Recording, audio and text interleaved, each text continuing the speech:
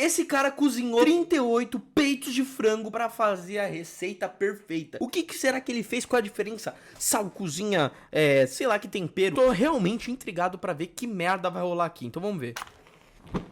Fogo. É ASMR? Eu cozinhei não. 38 peitos de frango e comparei cada um Esse é deles lado a lado. Tá. Muitos mamilos frangueados.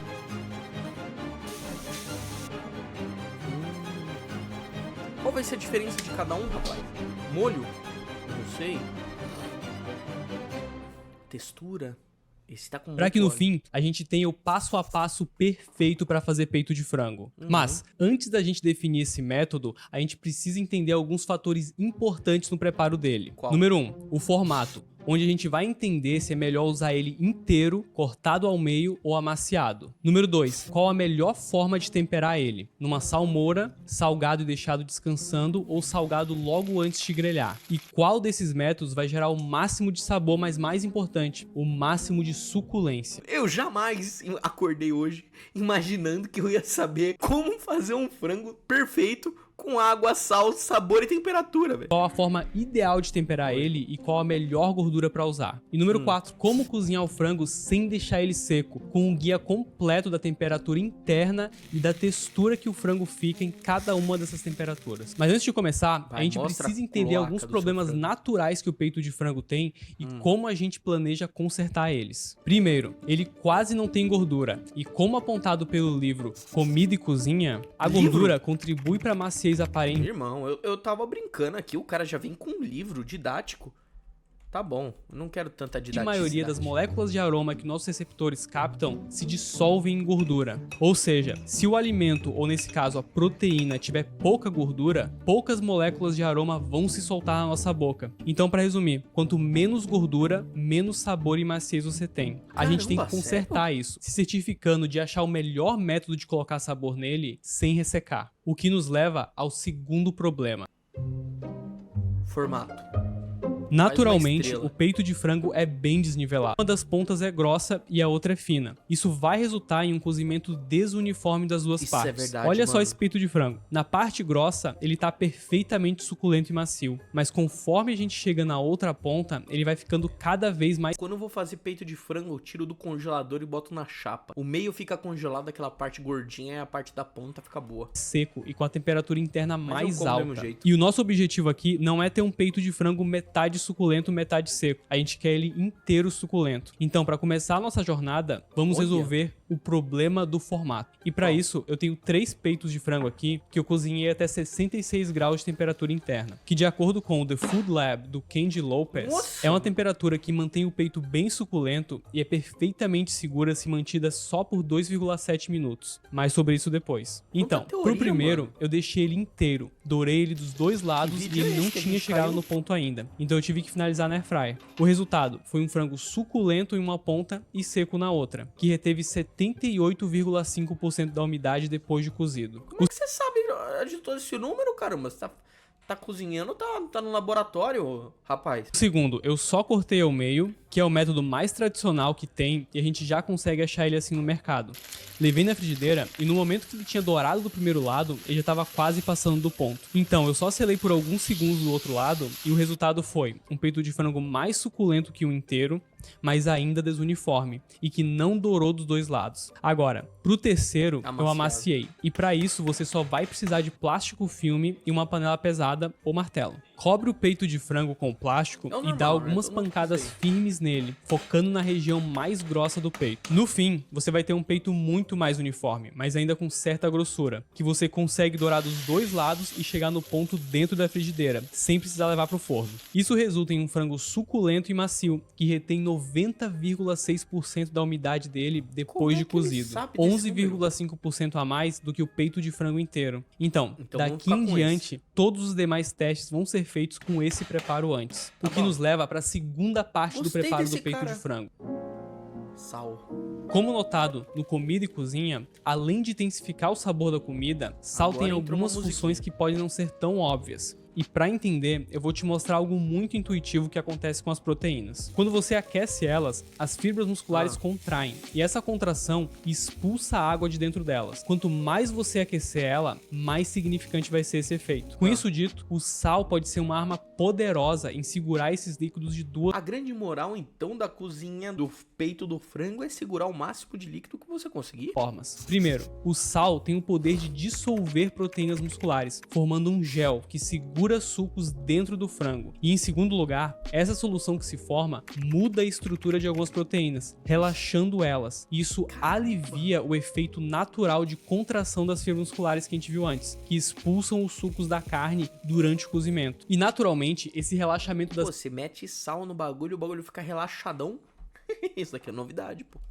fibras vai resultar em mais maciez. Parece Eu não ótimo, consigo parar de não olhar pra esse frango do lado, o cara amassando o frango. mas tem um porém. Para conseguir esses efeitos do sal, você precisa dar tempo para ele agir, entre 40 minutos e 12 horas. E existem dois métodos principais para isso. E para ilustrar, eu comparei 3 peitos de frango. O primeiro, eu salguei dos dois lados e deixei ele descansando por 12 horas na geladeira. De Esse sacanagem. método é chamado de salmoura seca. Depois de adicionar o sal, ele começa a puxar a água de dentro do frango e traz para a superfície. Essa água vai formar uma solução salina hiperconcentrada na superfície do frango, que vai difundir de volta para ele e se espalhar devagar até o centro da proteína. Eu grelhei esse frango em fogo médio alto com óleo, dourei dos dois lados e o resultado foi um frango com uma crosta linda, bem dourada e que reteve 89,3% da umidade. Não, isso aí já tá chutando esse número, rapaz? Você já tá indo no baita foda-se já. Pro segundo frango, eu preparei uma salmoura úmida com 1 litro de água e 1 colher de sopa de sal, formando uma solução de concentração 6%. E deixei o frango marinando por 12 horas também. Grelhei ele da mesma forma que fizemos antes e o resultado já começa na crosta, que claramente teve mais dificuldade em dourar. O frango ficou bem suculento e reteve 90,5% da umidade depois de cozido. Mas a gente tem que considerar que ele absorveu um pouco da água da marinada, que pode parecer algo bom, mas água é água. E o sabor do frango ficou relativamente diluído comparado com o sabor da salmoura seca. O último frango eu salguei logo antes de grelhar e o resultado foi o frango menos suculento dos 3, com uma retenção de 86,4% da umidade dele depois de cozido. E a textura é Coisinha. Pô, esse vídeo tá muito interessante, mano. Eu entrei no vídeo aqui, já não tô nem mais sabendo o que comentar. Ó, mas ele cortou a mão ali, ó. Tá vendo? Aqui, ó. Ele cortou na faca, viu? Foi pegar no peito do frango, deu nisso. relativamente mais firme. Então, de forma geral, a salmoura seca resultou num método mais prático, porque você só salga o frango e guarda na geladeira. Ele vai resultar uma crosta mais dourada e num sabor de frango mais concentrado, mantendo bastante suculência. Pra mim, ele é o melhor método, e os próximos frangos daqui vão ser todos testados usando esse método. Mas de verdade, como mostrado no The Food Salmoura Lab, seca. o maior erro aqui seria cozinhar o frango mais livro, tiozão. Eu sou youtuber, eu não venho entre aqui pra ler, 3 não. e 40 minutos Ainda depois mais dele em ser inglês. salgado. Dentro desse tempo, o sal vai puxar a água do frango, como a gente comentou antes, mas não vai ter tempo de retornar para ele, deixando a superfície dele mais úmida e piorando a sua chance de conseguir uma crosta dourada. Agora, a última chave do quebra-cabeça da suculência, e talvez a mais importante. Temperatura. Eu grelhei e comparei 3 frangos. Tá, E isso excluí daqui já tá parecendo tudo igual, né? Na verdade, não, tudo igual. e qualquer temperatura baixa demais para ser considerada segura para comer. E de acordo com o Departamento de Agricultura dos Estados Unidos, a segurança do frango é determinada por 2 fatores: temperatura e o tempo. E para considerar uma temperatura segura suficiente, uma redução de 7 log é o ideal, que significa que uma célula de bactéria a cada 10 milhões pode sobreviver. A partir dessa redução de 7 log, a gente tem algumas temperaturas com uma eficácia Pô, igual. é muita informação, mano. Minha cabeça já tá ardendo só de fazer um franguinho. Aos 70 graus. Eu só pego o nugget do freeze e boto no air fry e como, mano. E às vezes tá congelado no meio e eu não ligo. Você instantaneamente consegue Olha a esse redução de patch 7 note log. aqui, Mas esse aqui update. as coisas ficam interessantes. Segurando o frango aos 68,3 graus por aproximadamente 45 segundos, você tem o mesmo efeito. E até com 62,8 graus, se você manter o frango por 8,6 minutos, o mesmo efeito bactericida é alcançado. E o que isso significa para você em casa? Você vai Então, deixar a merda de um frango 10 minutos na frigideira. E o gás aqui, ó.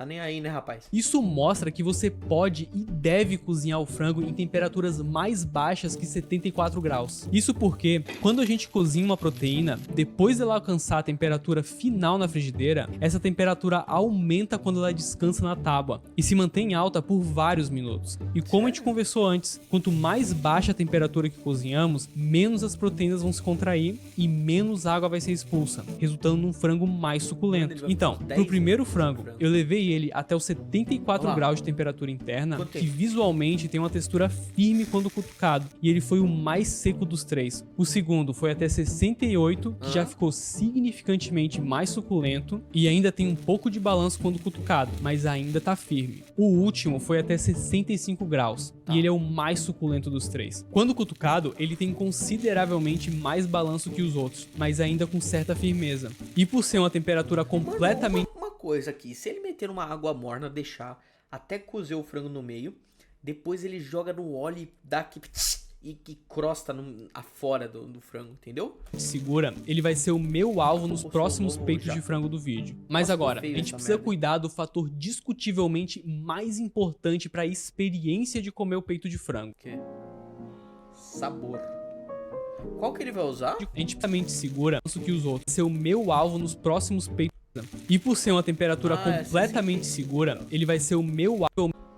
Sabor. 65 graus ele vai levar pro resto do vídeo. E para um peito de frango saboroso, os temperos são essenciais, mas a gordura que você usa também. Tempera o frango com uma marinada de óleo e os temperos vão deslizar instantaneamente. Usa maionese e eles vão grudar no frango e permanecer nele durante o cozimento. Nossa, dois combos clássicos que não tem erro são páprica, alho em pó e pimenta preta. E também salsa picada, alho ralado e um pouco de suco de limão. Tempera ele 12 horas antes ou imediatamente antes de cozinhar e você não vai notar diferença alguma. Isso porque as moléculas de sabor e aroma dos temperos são grandes demais para penetrar no frango. Olha essa info aqui, mano.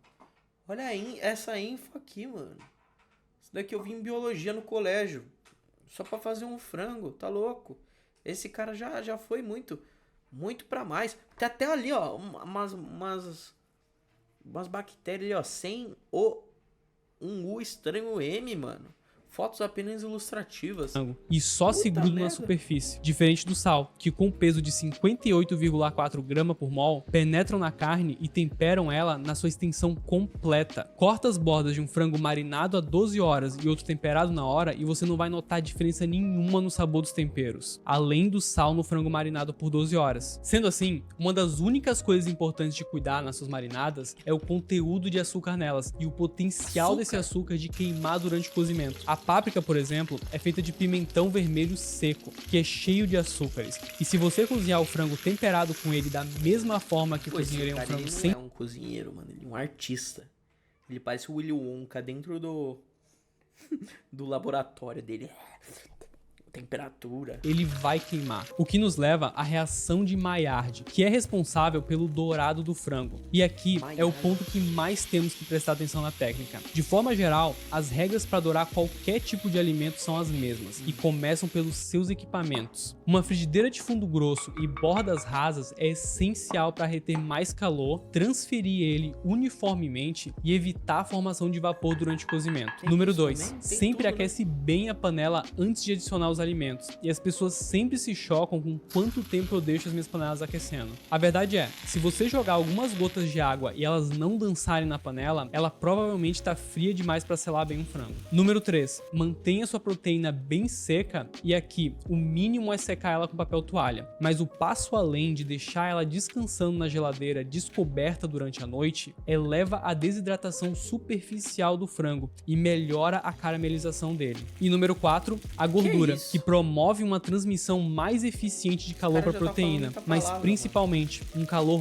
mais uniforme. Por isso que proteínas seladas numa panela seca sem óleo saem dessa forma. E se você fritar em bastante óleo, ela panela seca sem óleo saem dessa forma. Puta merda.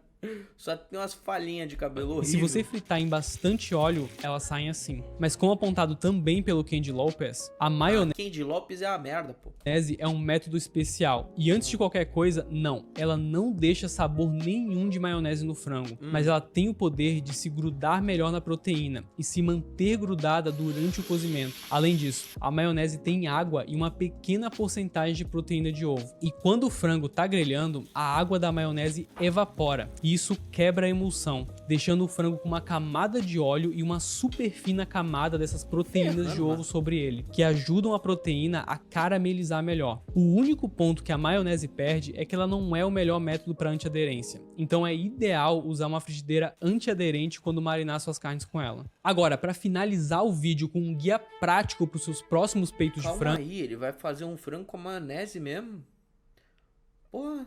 o primeiro passo é escolher um peito de frango menor, que em geral são significantemente mais macios e menos desuniformes. Número 2, amacia ele e deixa ele uniforme. Número 3, salga ele dos dois lados e descansa por pelo menos 40 minutos, mas idealmente 12 horas na geladeira. Em últimos casos, salga logo antes de comer, sendo o único erro aqui salgar ele e cozinhar entre 3 e 40 minutos depois de ter salgado. Número 4, tempera ele usando a maionese como condutor do tempero. E 5, grelha ele com uma frigideira de fundo grosso, mantendo uma temperatura interna entre 65 Sacanagem, ou isso no aqui não tem máximo como, pô. 68 graus, que tem essa textura quando cutucado. Por fim, descansa o frango antes de cortar por uns 5 minutos, que é o tempo ideal para Mas vou falar real, mano. Quem não tá vendo esse vídeo e não tá louco pra meter essa receita aí agora, sair desse vídeo e meter uma receita de frango...